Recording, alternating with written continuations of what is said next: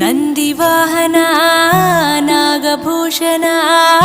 ದೋಷ ದೋಷ ನಾಶ ವಿನಾಶನ ಸೃಷ್ಟಿಕಾರಣ ನಷ್ಟಹಾರಣ